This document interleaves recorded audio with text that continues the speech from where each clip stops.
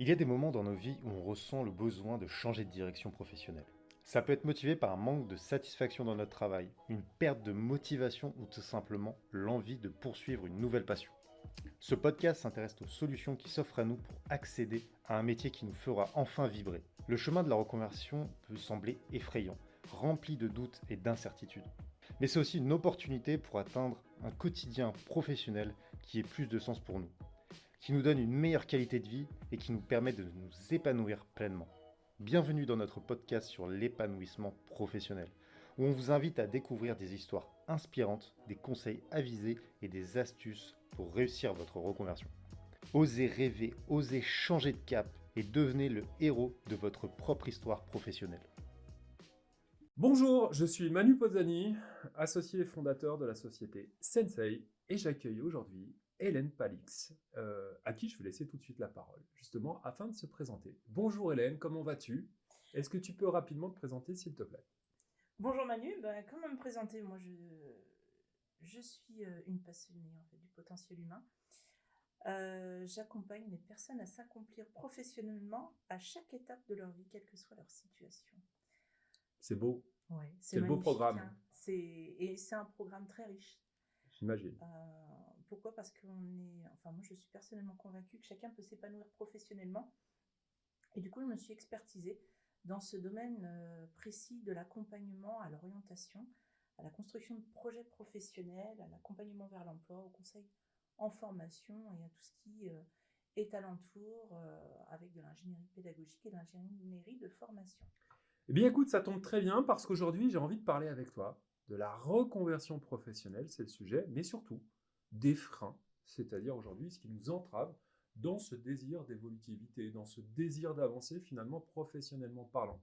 Et j'aimerais aujourd'hui que tu nous parles, grâce à ton expérience, ton expertise justement, de ces fameux freins qui nous empêchent d'avancer professionnellement.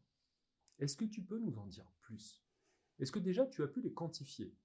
Ces freins, alors, Oui. on ne peut pas s'arrêter qu'à 5, il y en a beaucoup, mais on peut noter les 5 plus grands. Alors déjà, il faut savoir que la reconversion, c'est pas quelque chose d'individuel et qu'on voit au compte-gouttes. Il y a une statistique qui est ressortie de OpinionWay et de l'AFPA, il y a 74% quand même des salariés français qui veulent se reconvertir dans les 12 prochains mois. Donc ça, c'est quand même quelque Attends, chose. excuse-moi, je t'arrête. Ouais. 74% des gens qui veulent se reconvertir, dans les 12 prochains mois. Ouais. c'est énorme. C'est énorme. C'est énorme.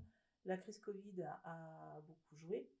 Et puis, on est aussi sur une génération de personnes, de salariés, qui ne veulent plus subir en fait leur emploi et qui se sont rendus compte de la nécessité de s'épanouir. Compris. Donc ça, c'est Tout vraiment simplement. quelque part une lame de fond, un Ouais, peu nouvelle suite au post-Covid, mais également c'est ça. cette envie de sens, de valeur également nouvelle, différente. Exactement. Ouais. Cette crise qui a quand même duré un certain temps, les confinements qui ont recentré les personnes dans des contextes familiaux ou personnels, leur ont permis d'avoir une rupture d'emploi, de réadapter un emploi et de se réapproprier un quotidien, de l'oublier. Pourquoi? Parce qu'on était dans le système métro boulot dodo, tout simplement. Et que ce système s'est complètement vu éclater grâce à cette période-là. Éclatement renforcé aussi par des nouvelles valeurs. La nouvelle génération ne veut plus subir ce que ses précédents. C'est-à-dire des aspirations différentes. Exactement. Ils veulent s'épanouir, ils veulent s'éclater à l'emploi en fait, aimer ce qu'ils font, et l'emploi n'est pas un aboutissement pour eux. Leur aboutissement, c'est leur équilibre personnel.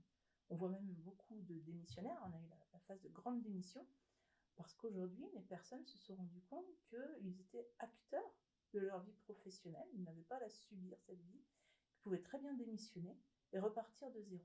Parce qu'on entend parler aujourd'hui de démission silencieuse. Tu confirmes? Ah oui, complètement. La démission silencieuse, c'est même très inquiétant, et c'est ce qui nécessite de se reposer des questions sur les reconversions. Parce que qui dit démission silencieuse dit présence d'un salarié. Mais un salarié qui ne travaille plus, qui est absent, pour X ou Y raison, il peut être officiellement malade, on va dire, comme il peut être absent sans justificatif aucun. Dans la fonction publique hospitalière, alors il y a quelques temps maintenant, c'était post-Covid, pré-Covid, pardon, on a recensé plus de 21 jours d'absence non justifiée des salariés. Non justifiée. Ils n'étaient pas là. Donc la démission silencieuse avait déjà commencé à exister et elle s'est amplifiée par tous ces derniers phénomènes de vie qu'on a subis. Parce que 21 jours, c'est pas un épiphénomène. Hein. Ah ben non, c'est sûr. On est sur quelque chose de beaucoup plus profond. Exactement. Et ce profond, ça vient du mal-être à l'emploi. Différentes conditions de travail, différentes inadéquations homme-poste qui font que les personnes se posent tout un tas de questions sur le bien fondé de leur mission au quotidien. D'accord. Oui, c'est impressionnant, en tout cas. On sent que le mal est profond, d'où justement cette volonté de reconversion que tu viens d'évoquer au préalable. Et ce besoin également, parce que plus qu'une volonté, j'ai l'impression que c'est aussi une nécessité d'aller de l'avant et de pouvoir aussi, dans un monde très changeant, très mouvant, s'adapter aussi peut-être aux nouveaux emplois, les emplois de demain également. Ouais. La reconversion, c'est aussi s'adapter au changement, aux métiers émergents, les technologies, les nouveaux métiers font qu'aujourd'hui, on a à peu près 300 000 personnes qui n'ont pas les formations qui correspondent au marché du travail. Donc on a 300 000 personnes, on ne sait pas où les mettre, puisqu'elles ont un potentiel, mais qui ne correspond pas à la réalité terrain. Donc là, il y a une inadéquation entre finalement l'offre et la demande, quelque part. Complètement, ouais. Des postes qui ne seront jamais pourvus, et ils ne peuvent pas être pourvus, puisqu'il n'y a pas du tout de compétences en face. Compris. Alors justement, comment, au-delà du fait de l'expliquer, parce qu'on voit que tu le synthétises correctement, mais comment justement aller au-delà de ça, si tu es aujourd'hui en attente d'une reconversion, comment dépasser justement ça et balayer d'un revers de main finalement ces freins? Est-ce qu'il existe des solutions concrètes? Comment tu verrais les choses, toi? En fait, les solutions, on a des freins qui sont naturels et des freins qui sont exacerbés par des croyances, des valeurs, des peurs.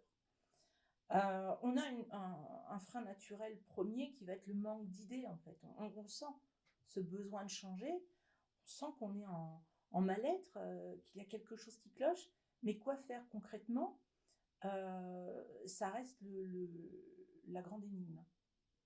Ce quoi faire, c'est souvent en plus se surpasser dans des attentes. Au lieu de se projeter sur quelque chose qui est réaliste et qui correspond complètement à notre personnalité, on va se projeter sur une tendance sociétale.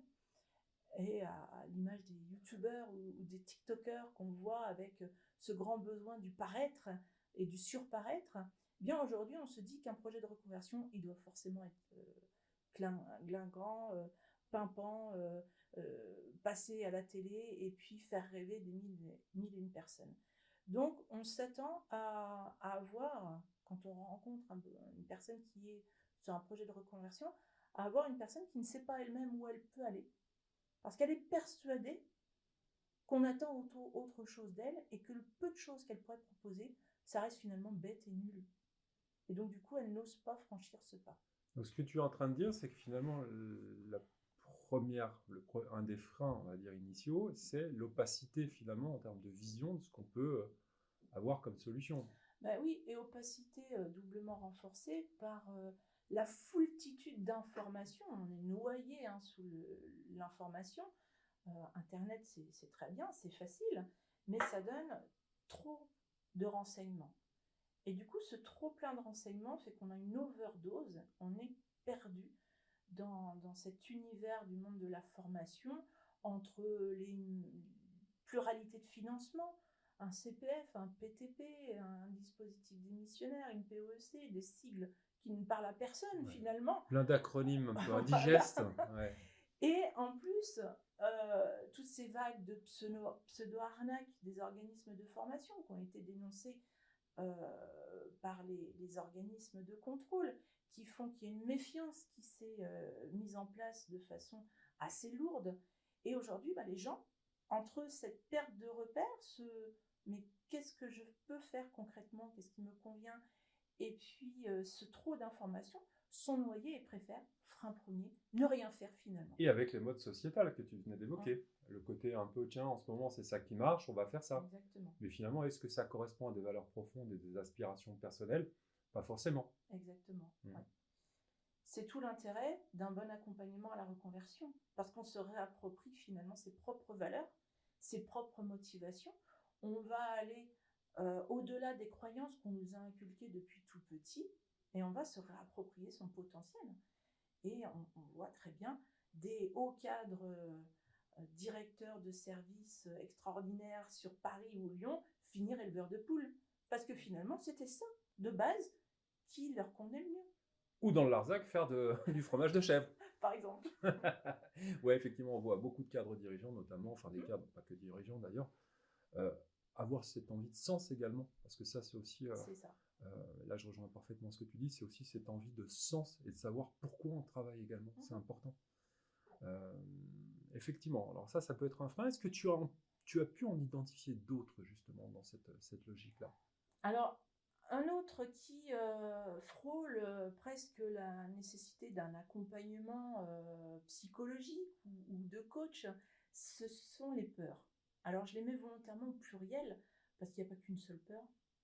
On peut être confronté à foultitude de peurs selon la façon dont on a nous-mêmes été élevés. On va avoir les peurs naturelles, celles qui sont là pour nous protéger, telles que la peur du vide, la peur du feu. C'est normal, on est préprogrammé pour avoir des peurs qui sont faites naturellement dans notre intérêt pour nous protéger de tout accident, blessure ou la mort. Mais après, on a les peurs excessives. Et pourquoi on les note excessives? Parce que à l'excès, elles en deviennent des phobies. Oui, une peur exacerbée devient une phobie. Exactement. C'est de là, quand cette peur devient ultra limitative et qu'elle nous empêche d'avancer, qu'il faut se dire, bah tiens, j'ai peut-être besoin d'un petit coup de main. On n'est pas forcément fou parce qu'on a peur, donc on a le droit d'aller voir un psychologue. Une peur reste humaine, tout simplement. Absolument. C'est la sortie de la zone de confort, la zone où on maîtrise, où on se sent à l'aise, donne toujours des peurs. Parce qu'on a la peur de l'inconnu. Mais où je vais aller? Qu'est-ce qui va se passer? Je ne maîtrise rien. Est-ce que tu penses que la peur peut être exacerbée aussi par ce climat anxiogène relayé par les médias, puis à juste titre ou pas, ça peut être un grand débat, mais est-ce que justement cette peur se nourrit pas du système sociétal actuel? Bah, c'est le principe de l'influence collective. Si on a toujours été élevé et éduqué à rentrer dans le formalisme, le conventionnel, et ne pas avoir son libre arbitre et savoir prendre du recul suffisamment sur les informations et en faire le tri, c'est sûr qu'on va suivre le mouvement. C'est le fameux syndrome du mouton de Panurge finalement. Et là, la peur ne va que s'exacerber, à tort ou à raison, mais en tous les cas, la peur n'évitant pas le danger, de toute façon, il faut apprendre à pallier cette peur, quel que soit l'accompagnement, pour pouvoir avancer. Sinon, on n'avance jamais, on ne fait jamais rien et on reste dans son marasme quotidien. Alors comment se faire? Comment se faire aider finalement? Comment Alors, aller de l'avant? il y a énormément de solutions qui existent. Une peur, il faut déjà connaître son origine. Est-ce qu'elle est justifiée ou non? Donc, mettre le doigt dessus, la remonter. La remonter, ça veut dire savoir comment elle a été créée.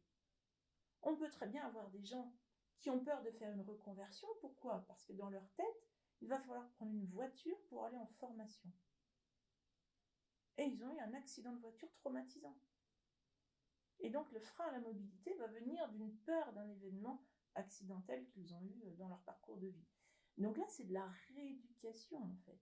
Leur réapproprier leur vie et lever ces peurs au travers de coaching, au travers de suivi avec des psychothérapeutes ou des psychologues, ou voire même au travers d'accompagnements adaptés, comme on peut retrouver au niveau de bilan de compétences ou au niveau d'accompagnement en développement personnel, qui vont mettre le doigt sur les freins, les nommer, les rendre concrets. Et quand on voit son ennemi, on arrive à mieux le battre finalement. J'entends parfaitement ce que tu dis. C'est aussi le reflet de la société d'aujourd'hui, malheureusement, hein, des gens pétris aussi, qui sont un peu congestionnés aussi dans une situation, et finalement qui cristallisent leurs peurs et leurs angoisses sur une situation, souvent professionnelle également, ce qui les empêche d'aller de l'avant. Hein. C'est ça, complètement. Est-ce que tu as pu identifier également d'autres freins, au-delà de ces peurs, justement, qui empêchent de se reconvertir? D'autres freins, on va avoir les croyances. Les croyances sont très limitantes. Alors justement, est-ce qu'il n'y a pas une convergence entre peur et croyance? Si, il y a une convergence, puisqu'une peur, c'est quelque chose qu'on nous a inculqué, ou qu'on s'est développé au travers de son parcours de vie. Mais la croyance, elle est plus profonde, puisque c'est un état d'esprit qu'on nous donne dès la prime enfance. À l'exemple d'un enfant à qui on dit tout le temps, tu n'y arriveras pas, tu es trop petit, qu'est-ce qu'il va garder dans sa tête? Qu'il n'y arrivera pas, tout simplement. Oui, ou t'es pas fait pour ci, ou t'es pas fait pour Exactement. ça. Et ça, cette croyance, elle va amener des pensées dévalorisantes. Et c'est là le souci de la reconversion. C'est les gens qui ne sont pas convaincus de leur potentiel, justement parce qu'ils vont avoir ces croyances limitatives. Ils ne vont pas être convaincus qu'ils peuvent y arriver au même titre qu'un autre. Mais c'est quoi? C'est une dévalorisation, une absence de confiance en soi? Comment tu vois là? La croyance limitante va amener un défaut de confiance en soi, d'estime de soi, d'image de soi, parce qu'on t'a déprogrammé à te valoriser. Tu vas rentrer dans un cadre psychologique négatif et tout ton potentiel, tu le détruis d'avance puisque tu as été auto-persuadé. Parce qu'aujourd'hui, je fais une aparté, mais on connaît bien les salariés français chez Sensei. Et effectivement, il y a un mal insidieux qui ronge aujourd'hui quand même l'ensemble de nos bénéficiaires, c'est le manque de confiance en soi. Hein. Oui. Aujourd'hui, il y a des gens qui se sentent dévalorisés, qui se dévalorisent, qui n'ont pas conscience, hein, qui n'ont pas effectivement cette vision et cette idée de se dire je peux faire des choses, tu vois. Le manque de confiance en soi, c'est quelque chose, c'est un mal sociétal finalement. La culture ne donne pas, la culture française ne donne pas cette envie aux gens d'entreprendre et d'essayer. On part toujours du principe qu'on n'y arrivera pas. Et qu'on n'est pas fait pour ça. Et voilà. Et on le voit au niveau de l'orientation scolaire, beaucoup de jeunes ne sont pas ou pas assez écoutés. Il faut savoir qu'il n'y a pas de vocation. La vocation, c'est une croyance aussi. Quand on dit à un enfant, tu es bon pour faire des études supérieures, pourquoi on lui dit ça? Parce que papa et maman ont une bonne situation. Ça ne veut pas dire que lui, il est fait pour. Il a peut-être d'autres vocations. C'est très intéressant ce que tu soulignes, c'est que justement, on a tendance à avoir des idées préconçues, ouais, qui sont souvent inculquées par l'éducation, la famille, c'est ce que tu appelles toi les croyances, ou les fausses croyances pour le coup. C'est ça, c'est exactement ça. Et ces croyances-là, au travers d'un accompagnement, on arrive justement à les lever. Il faut de même les détecter. Qu'est-ce qui revient en leitmotiv négatif? Mais c'est pas trop dur justement de casser des croyances qui sont comme ça enfouies depuis la petite enfance? Ça va être délicat. C'est très complexe hein, parce que c'est se confronter à soi-même, c'est se remettre en question, c'est se mettre à nu. C'est accepter qu'on peut avoir un genou par terre. Mais le genou par terre, il ne faut pas oublier qu'on peut se rappuyer dessus pour se relever. Et c'est cette phase-là, souvent, que les gens oublient. On le voit bien, hein, je me mets un genou par terre pour refaire mon lacet. Quand je me relève, je m'appuie dessus et je suis de nouveau debout. Il n'y a aucun échec qui n'existe dans la vie que celui d'arrêter d'essayer. On apprend tout le temps, systématiquement. C'est ce qu'on appelle le retour d'expérience, le REX, si on parle un peu langage d'entreprise. Mais c'est ça qui fait qu'on évolue. C'est d'avoir à un moment donné raté. Mais on ne s'arrête pas dessus. On essaie de comprendre ce qui s'est passé. Et puis on avance toujours en se faisant guider par les bons experts. Ce que tu soulignes également, ça veut dire que évoluer, ça veut dire comprendre. Hein, c'est un mot que tu utilises. Ça veut dire également être capable d'analyser, de synthétiser ce qui s'est passé finalement au préalable. C'est ça. La compréhension aujourd'hui, et donc ça rejoint à ce que tu disais, c'est évidemment nécessaire. Hein.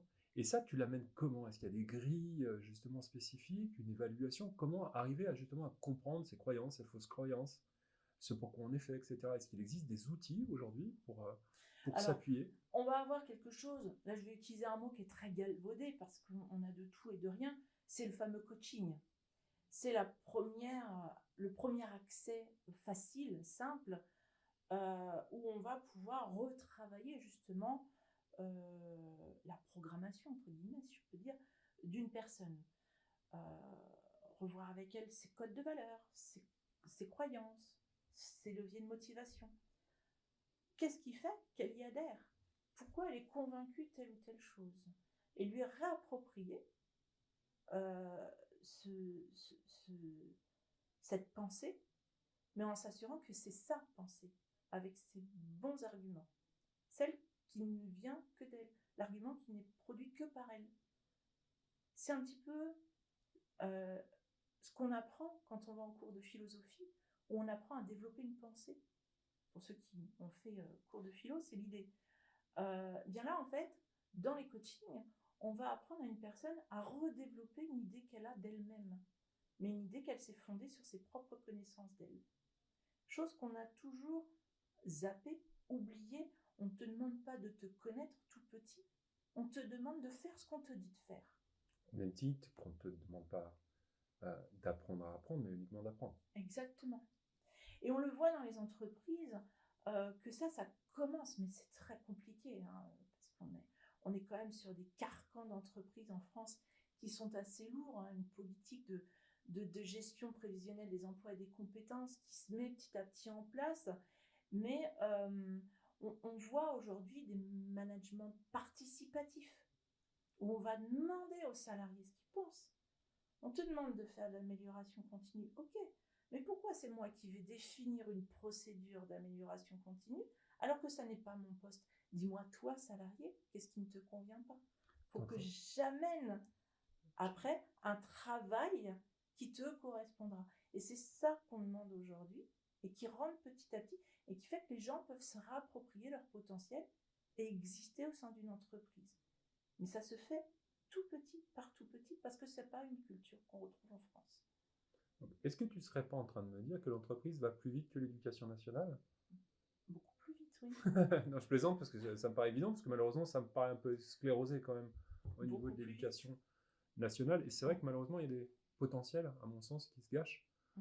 Et c'est bien dommage. C'est pour ça qu'on revoit très régulièrement, et encore à l'exemple d'hier où on m'a sollicité, sur une reprise de Parcoursup pour quelqu'un en bilan de compétences qui n'a que 20 ans. Oui, c'est jeune, effectivement. Pourquoi à 20 ans, je suis obligée de faire un bilan de compétences? C'est que de base, on m'a pas écouté, ou j'ai pas trouvé ma place. C'est un échec quelque part. Voilà. Et ce qui m'amène à une autre question aujourd'hui. Est-ce que justement, un des freins ne serait pas le fait de se dire à un moment, j'accepte d'être accompagné, de faire le pas, de se dire, oui, j'accepte, un peu comme un malade accepterait une aide extérieure de la part d'un médecin pour se soigner, et puisqu'on voit plein de gens qui sont dans le déni. Est-ce qu'aujourd'hui, justement, le fait d'accepter un accompagnement, c'est pas un des freins également de se dire, j'en ai besoin? C'est ce déclic-là qu'il faut commencer à avoir en tête. C'est se rendre compte qu'effectivement, on a besoin d'un accompagnement. Majoritairement, les personnes qui ne vont pas avoir ce déclic, elles vont développer des stratégies d'évitement classiques, telles que j'ai pas le temps, ou je pourrais le faire demain. C'est typiquement les défauts de motivation ou la procrastination d'ordre général. Et ça, on est complètement en phase avec quelqu'un qui est dans le déni d'accompagnement. J'évite, je reporte à demain. Je ne me confronte pas à ma réalité. Ou dans une posture de victimisation. C'est pas moi, c'est de la faute de l'autre. Ou c'est pas moi, c'est de la faute de mon employeur, etc., etc. Exactement. Très bien, Hélène, très instructif, très intéressant. Y a-t-il d'autres choses que tu as remarquées justement par rapport à ce désir un peu souvent... Au niveau des projets de reconversion professionnelle, il ne faut pas se leurrer, il y a encore quelque chose. Hein, ça, c'est avec le 6e frein bonus, entre guillemets. C'est l'aspect financier qui fait peur aux personnes. Demain, je veux bien me projeter sur une reconversion, mais quid de mon salaire? Comment je fais pour payer mes charges? Comment je fais pour m'occuper de mes enfants? Comment je fais tout simplement pour payer la formation? Ça rejoint un peu ce que tu disais tout à l'heure, c'est-à-dire l'opacité aussi qui ne nous aide pas, parce qu'il finalement, quand on y réfléchit, aujourd'hui la formation, la reconversion, ce qu'on appelle la mobilité professionnelle, c'est aussi un millefeuille, c'est-à-dire qu'il y a différents interlocuteurs qui ont toutes ou tous leur façon finalement de fonctionner. Comment s'y retrouver justement là-dedans? S'y retrouver, il faut forcément se faire accompagner. Il n'y a pas d'autre moyen. C'est tellement opaque, pour reprendre un terme que tu viens de dénoncer, que même les professionnels eux-mêmes parfois se perdent. C'est dur. Sérieusement. Et puis, la politique, les pouvoirs publics sont changeants, sont fluctuants. Selon qui est en place, on peut avoir des mesures mises à disposition qui vont être complètement annulées et changées par d'autres. Et donc, l'idée première d'une bonne reconversion, c'est d'avoir le bon consultant, le bon accompagnement qui va de pair. Mais il existe des solutions comme le maintien de salaire, des choses comme ça? Il existe totalement les possibilités d'avoir des accompagnements qui ont été développés par le Conseil en évolution professionnelle, où on peut avoir accès à ce qu'on appelle le conseiller en évolution professionnelle. C'est gratuit, c'est confidentiel, donc en plus l'employeur ne sera pas au courant, on n'a rien à payer et on est accompagné pour mettre en place des financements pour un projet de reconversion avec un maintien de salaire. C'est globalement ce qu'on appelle le projet de transition professionnelle. Mais ce projet-là, il doit être construit avant. On ne va pas partir au petit bonheur la chance en se disant « Tiens, je vais devenir danseur en tutu sur Mars, sur un malentendu, ça peut fonctionner. » Je ne pense pas trop parce qu'il n'y a pas trop de boulot. D'une part, puisque les perspectives d'emploi sont très importantes, mais en plus, est-ce que c'est le bon métier pour moi? C'est ça aussi qu'il faut vérifier. Et pour le vérifier, il faut se connaître. Il faut tester, il faut enquêter, il faut en moralité faire un bilan de compétences pour faire un état des lieux de qui on est et voir avec quoi on peut matcher et dans quoi on peut s'épanouir. Oui, d'autant que le bilan de compétences est souvent un point de départ justement sur le plan d'action professionnelle que tu nous situais là à l'instant. Complètement. Le bilan de compétences, de toute façon, il a vocation, il n'est pas figé. C'est un instant T du parcours professionnel. Chaque expérience, bonne ou mauvaise, va changer, va faire que les personnes vont évoluer de telle ou telle façon. Et le bilan de compétences, il s'adapte aussi à la réalité des besoins du marché du travail. Et ce marché du travail, il est encore plus mouvant que les personnes elles-mêmes. On l'a dit tout à l'heure, les technologies, les métiers émergents, les perspectives d'emploi, l'ouverture des marchés, la concurrence, font qu'on a des métiers qui deviennent obsolescents dans leurs compétences techniques. On le voit notamment dans toute l'intelligence artificielle, les métiers du numérique, du digital. Ça bouge à une vitesse terrible. Et si on ne se met pas à jour, si on ne fait pas un état des lieux de ses compétences, bien on est dépassé, on n'a plus d'emploi et c'est là qu'on décroche, qu'on se démobilise. Et c'est là qu'on doit absolument envisager une reconversion professionnelle ou du moins une évolution professionnelle pour s'adapter systématiquement au marché du travail qui, lui, ne nous attend pas. Pour le coup, tout ce qui ne va pas à sa vitesse sera mis de côté. Et oui, parce que le pire dans cette histoire, c'est que le monde continue à avancer, le marché du travail continue à avancer, et c'est à nous de se remettre en cause en réalité. Hein, et c'est pas, évidemment, le marché qui va venir à toi, mais toi qui dois aller au marché. Ouais. Donc encore une fois, il y a une démarche de volontaire, quelque part. Hein. Il faut actionner, et il faut aller de l'avant et se dire, si je suis pas bien à un instant T, ou s'il me manque des éléments concernant un avenir qui me semble mieux, il faut que j'aille les chercher. Et encore une fois, si je ne suis pas capable d'aller les chercher seul, je vais me faire accompagner. C'est ça, exactement. Et l'accompagnateur, le consultant, a tous les trucs et astuces pour faire que le parcours de reconversion soit le plus optimal possible, le plus court possible, le moins contraignant possible et le moins cher possible, tant qu'à faire aussi. Eh bien, génial. Bien écoute Hélène, je voulais te remercier parce que ça mérite de nous éclairer et puis aussi de ne pas se sentir seul finalement, parce que les cas que tu viens d'évoquer, à mon avis, on est nombreux à les avoir croisés un jour ou l'autre dans notre carrière. Donc c'est très intéressant justement d'avoir mis l'accent sur ces freins et puis d'avoir donné des pistes de réflexion ainsi que quelques solutions à mettre en place, notamment ce fameux bilan, bilan de compétences, mais en réalité c'est plus un plan d'action, effectivement, c'est plus une rampe de lancement aussi, très souvent pour des subventions, quelque part un nouvel axe professionnel en quelque sorte. Mais écoutez, n'hésitez pas, en tout état de cause, si vous voulez en savoir plus, à revenir vers nous, soit sur le site internet, soit directement avec Hélène, parce qu'on laissera aussi tes coordonnées, Hélène, parce que tu es aussi conseillère en évolution professionnelle. Exactement. Donc tu sais de quoi tu parles aujourd'hui, et tu es d'ailleurs un point d'entrée justement pour ces fameuses reconversions, n'est-ce pas? Eh bien, merci infiniment Hélène, j'espère à tous et à toutes que ça vous a plu, et en tout cas, à bientôt pour de nouvelles aventures. À très vite.